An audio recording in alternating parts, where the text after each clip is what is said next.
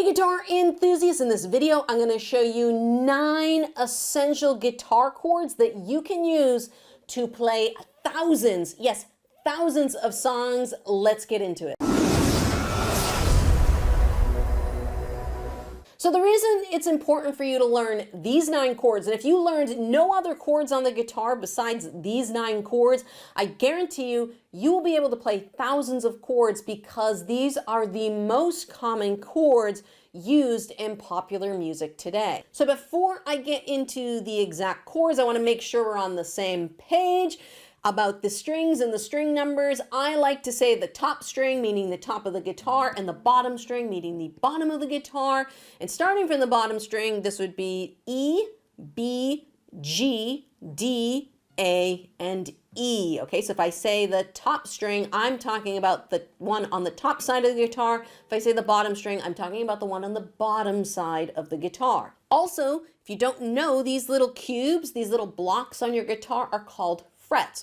We're going to be hanging out in these first 3 frets. So I'm going to be referring to fret 1, fret 2, and fret 3. So let's start off at the top of the alphabet with the A minor chord. Okay, and I'm going to start on this one versus A major because sometimes people have tricky times with that A major chord. We're going to start with our 2nd and 3rd fingers, and we're going to put them on the 2nd fret on the middle 2 strings. Okay, so your 2nd finger's on the D string, and your 3rd finger is on the G string, okay, right in the middle. And then this 1st finger is going on the 1st fret of the B string, okay? And you're gonna play, as best you can, the bottom 5 strings. You're gonna try not to hit that top string, okay? So this is an A minor chord, okay? If we rebuild that again, we're gonna take the 2nd and 3rd fingers. 2nd finger goes 2nd fret, 4th string. 3rd finger goes 2nd fret on the 3rd string, and the 1st finger goes on the 1st fret of that B string.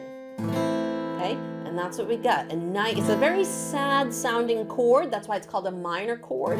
Minor chords sound very sad. Major chords, like this A major chord I'm going to show you next, are very bright and happy sounds. Now this A major chord, there's a number of different ways you can play it. I like playing it with my 1st, 2nd, and 3rd fingers on the 2nd fret. That's the tricky part. It's all smushed in here. So the 1st finger is on the 4th string, the 2nd finger is on the 3rd string, and the 3rd finger is on the 2nd string. I find this very comfortable, but for some people, if you've got big hands, I know a lot of guys that can play an entire A chord with just 2 fingers. I can't do it. My fingers aren't fat enough to do that. But I know some people who have bigger fingers that find doing it this way very hard. Okay, so sometimes they like to bar it. Okay, or if you're one of those people with bigger fingers, you might just be able to play it with your 1st and 2nd fingers. All right, I can't do it. I'd have to bar the finger, but I just want to let you know there's options. All right, so far we have A minor and A major. The next chord we're going to learn is a C major chord, and I'd like to start at the A minor again, and you're going to see why in a second. I'm a big fan of pivot points. If you guys don't know me, my name is Bateman, and I help make the guitar make sense. I especially love teaching older learners how to have fun on the guitar, and this is why, because I try to break things down and make them simple. So we've already learned an A minor chord, okay? Well, guess what? 2 of your fingers are already in place. Your 1st and 2nd fingers are already in place. You just have to take this 3rd finger and move it up to the 3rd fret on the 5th string. Now, for a lot of people, this is very difficult and can be a tricky transition. It's a big stretch over 3 frets, okay? So you might need to practice that. And you'll notice when I'm going from A minor to C, my fingers are shifting in the frets a little bit, okay? I'm trying to get as close to the front of the fret as possible because that requires the least amount of pressure to push down. The further back in the fret you get, the more likely you're going to hear that. And that's why that A chord for a lot of people is very hard because this 1st finger ends up on the back side of the fret. All right, so we had A minor, A major, and now we have a C major chord. The next chord we're going to learn is a D chord, and I like to teach people by going from the A chord, okay? We already know the A chord, so what we do is we lift up the 3rd finger, and we move these 2 fingers down to the 3rd and the 1st string. So we're just kind of spreading them apart. So if we go back to A, these 2 fingers are staying in the 2nd frets, okay? 1st finger on the 3rd string, 2nd finger on the 1st string, And then this third finger is going to reach around and it's going to get the B string on the 3rd fret. Now for some of you, this knuckle, you can see I don't know if you can see it on the close-up, my knuckle is bent. A lot of people, this knuckle ends up laying flat and you end up muting that bottom string. So try and get this knuckle to bend. You want to play with those tips of the fingers as best as possible. Now remember, if you're an absolute beginner and these chords are sounding like this, that's perfectly normal. You're learning, you're just getting started. That's okay. Keep going with these shapes, keep practicing, and as your fingers get more flexible and nimble, you'll be able to play the chords better. Chord number 5, very easy chord for a lot of people, E minor. I like to play mine with the 1st and 2nd fingers on the 2nd fret at the 5th and 4th strings. The reason I like to do this is it creates a nice pivot point to go back into that C chord. You'll notice I don't have to move my 2nd finger. E minor to C, okay?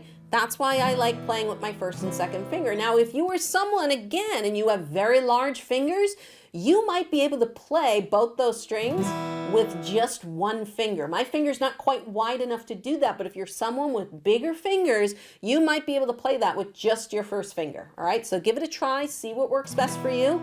I like using fingers 1 and 2 on the 2nd frets of the 5th and the 4th string because of that pivot point. Okay, and I'm also going to show you another pivot point down the road for another chord. So we learned E minor, the sad chord. Well, now we're going to learn E major. And again, we're going to go back to that A minor chord. All right, you can see I like that A minor chord a lot. Why? So we're going to make that A minor chord again. Okay, so we have our 2nd and 3rd finger in the 2nd frets, 1st fingers on that 1st fret of the B string. Okay, this A minor chord, what we're going to do is we're going to take every finger and we're just going to shift it up 1 string each. Now we have E major. Okay, it's the same shapes. Go back down to A minor. Just move everything up 1 string, okay? So now you have the 2nd finger is the 2nd fret of the 5th string. The 3rd finger is the 2nd fret of this 4th string. And your 1st finger is now on the 1st fret of the 3rd string or the G string. Okay, and you're going to strum all 6 strings on E minor too. E minor is a full 6-string chord. Okay, nice and fun to strum the whole thing on those 2. And you can hear the difference again between the sadness of the minor chord, very sad, dark, and the happiness of the major chord, very happy and bright. I'm going to skip over F for now, but don't you worry, we're going to come back to that. That usually is a bar chord, but I have a couple of easy fixes I'm going to show you guys to add those chords in because it'll allow you to play a lot more songs on the guitar. So the next chord we're going to learn is the G major chord. I like to play mine with the 3rd finger on the bottom string, the 2nd finger on the top string, and both of those are in the 3rd fret, and then the 1st finger on the 2nd fret of the 5th string. I like doing it that way. Some people like playing with their pinky on the bottom string, okay? For some people that's more comfortable. I feel like I have a lot more strength and control in my 3rd finger, so I like playing it that way. The other thing that's nice about this G chord is it has a pivot point to that E minor. Again, that's why I like playing my E minor with the 1st and 2nd. A little bit of a pivot point. All you see, I just have to scooch my fingers in the frets a little bit to make some room. But we have the G chord, E minor. So G chord again, 3rd finger or pinky, bottom string 3rd fret, 2nd finger, top string 3rd fret, and then your 2nd finger is going to be on that A string at the 2nd fret, and you would strum all 6 strings. Now the chord most beginners hate is the F chord because it's a bar chord and it shows up in so many songs and they're like, I hate this because it sounds like this when you first play it. And I don't think the F chord is a beginner chord at all. I think bar chords are more intermediate because they require some strength, but there's so many songs that have an F chord and an F sharp minor chord in them. So I show beginners some easy versions of these ones and they mimic some of the chords you've already learned. Let's start with F sharp minor. So F sharp minor, if you remember that A chord, well, we're just going to take that A chord and we're going to move it down to the bottom 3 strings. Look at that.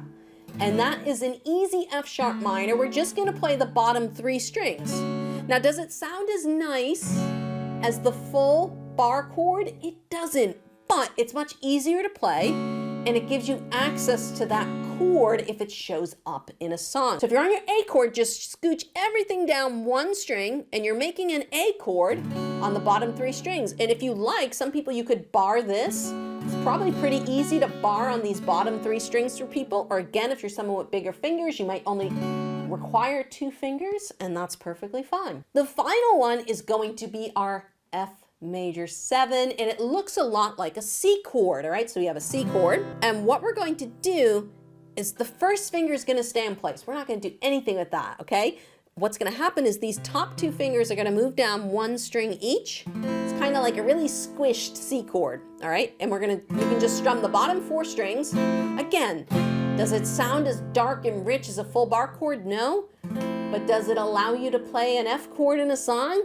Absolutely, without it sounding like this. Okay, so that's your F chord. If you know that C chord, the 3-fingered C chord, come down with the top 2 strings, 1 string each, and now you've got an F chord. So now that you know the most popular 9 chords, in this next video, I'm going to show you how to put them together so that you can play thousands of your favorite songs. Click on that video, I'll see you there.